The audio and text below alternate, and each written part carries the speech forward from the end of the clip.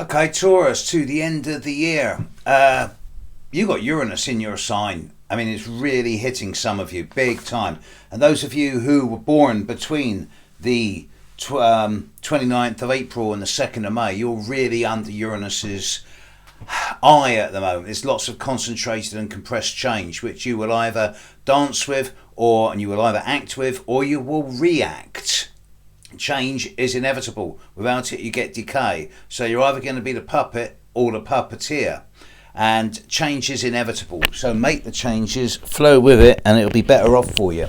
Otherwise, you're going to end up being tossed all over the place. The big stuff that's going on in the sky with all the retrogrades in Capricorn and Mars in Aries through to the end of the year, most of you are not being that affected by it. And I don't want to get complacent here because everyone's going through a difficult time at the moment. But Taurus, you seem to be okay. And you seem to be coming through this better than most.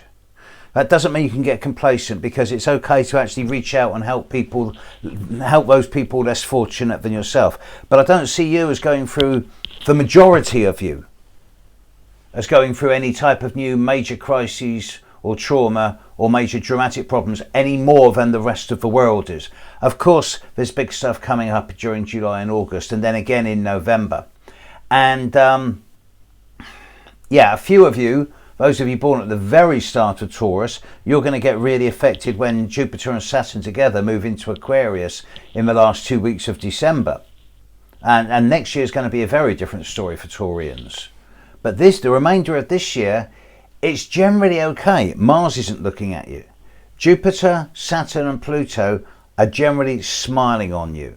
Neptune's being your friend. Uranus is bringing lots of challenges, yes.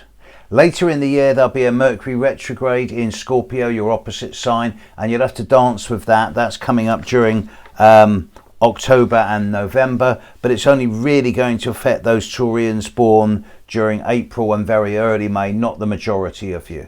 But even so, that won't be too difficult. The big one is very much that Uranus is in your sign, and all of you are having to go through some concentrated and compressed periods of change.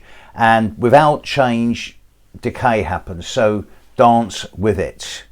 It's innovative, original, exciting, fun, adventurous and stimulating, with words like independence, freedom and liberty. Or it can be chaos, drama, disruption, unpredictability and having the rug pulled from underneath your feet. Whichever one you want to go with it.